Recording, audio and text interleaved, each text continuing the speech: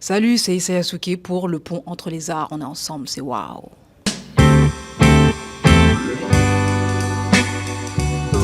Du coup, j'ai une question très simple qu'on pose à beaucoup d'invités.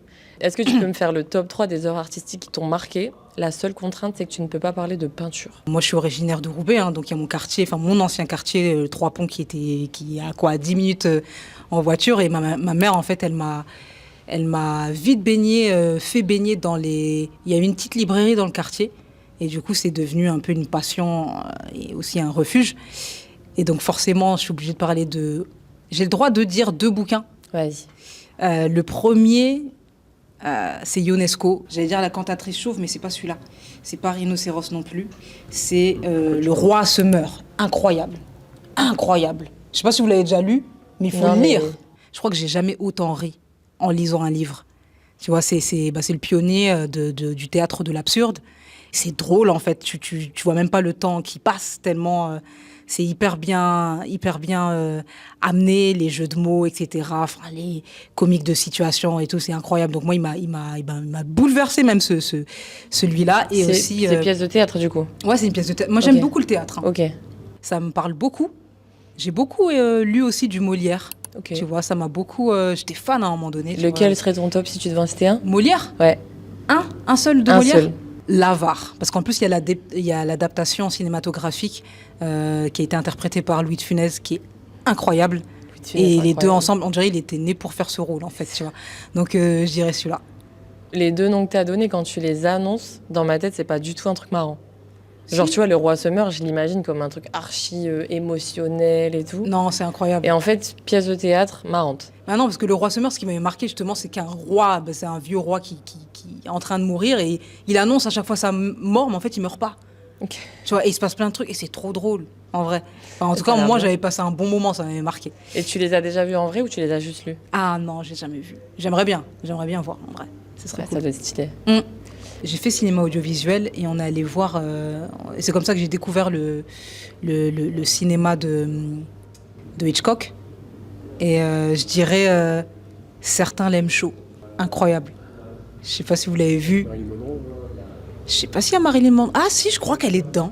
Moi, j'ai pas la ref Hitchcock, je suis nulle. Hitchcock, tu vois, il y a plein de gens qui disent Les Oiseaux, c'est pas celui qui m'a le plus marqué. En vrai, Il est de vrai. angoissant plus qu'autre chose, les oiseaux en plus. C'est ça qui moi, je trouve marque ça chez les hyper gens, non? angoissant. Ouais. Après, c'est bien fait, Ouais, c'est et je hyper pense que bien. c'est le but aussi. Et puis les plans, ils sont incroyables, tout ça. Et puis tout le scénario qui est monté. Et aussi, quand même, Fenêtre sur cour. Ouais, non, Fenêtre sur cour d'abord. Vas-y, Fenêtre sur raconte-nous. cour. Il se passe quoi dans Fenêtre sur cour, bah, en fait, c'est l'histoire, en gros, d'un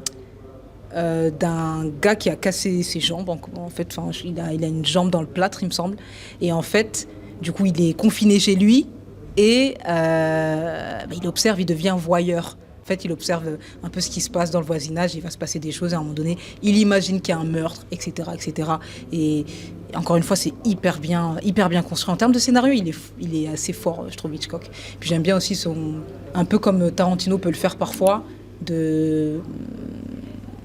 comment dire, de figurer dans ses films. Ouais, ça, c'est mais stylé. en quelques secondes. Ouais, tu juste vois. le petit easter egg. Ouais, juste il au est tout le temps générique là. et tout, tu le vois prendre le bus, par exemple. Ouais, mais Enfin, c'est voilà. comme. C'est trop fort, je Stanley trouve. qui faisait ça dans les Marvel, je crois. Dans tout l'univers Marvel, à chaque fois qu'il y a un film Marvel qui sort, il y a un moment, tu le vois.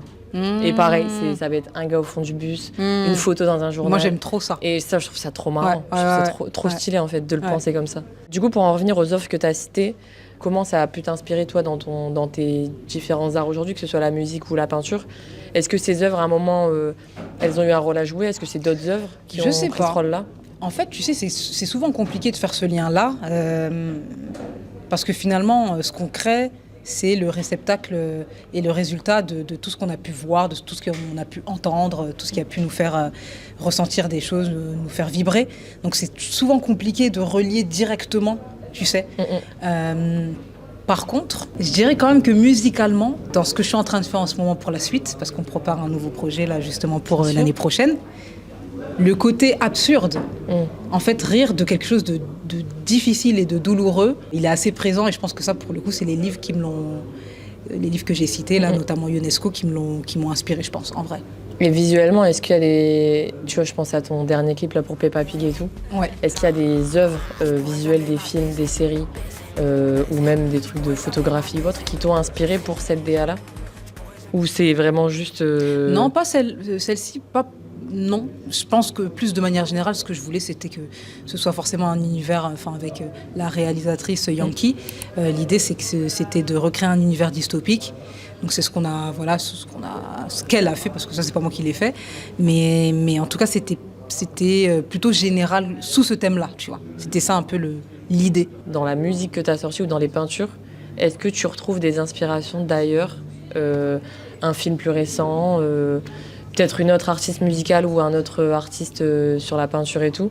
Est-ce que tu t'es inspiré d'autres choses pour retranscrire dans la un peu, peinture, hein, tu me dis. Peinture ou musique? Genre, tu vois, là, dans les trucs que tu as cités, c'est pas forcément lié à ce que tu as fait après. Ouais. Est-ce que tu as une musique que tu as sortie, un clip, un truc, où tu t'es dit, ah, je me suis un peu inspirée de cette œuvre-là parce qu'elle m'a touchée à un moment de ma vie?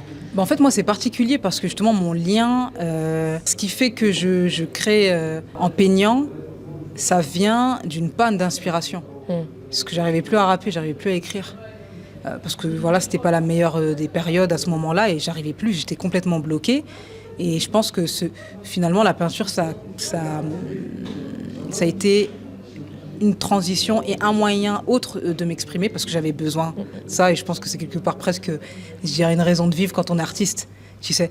Et que finalement, quand tu n'arrives plus à t'exprimer d'une certaine façon, tu en trouves une autre parce que t'as pas le choix, c'est un peu la survie quelque part. Et donc la peinture, elle s'est invitée comme ça dans ma vie, comme ça. Et c'est grâce à la peinture que je me suis remise à écrire. Et sur la peinture, au moment où t'es bloqué et que t'as une panne, qu'est-ce que tu te dis? Est-ce que quelqu'un te dit en vrai, t'as envie de te détendre, essaye la peinture?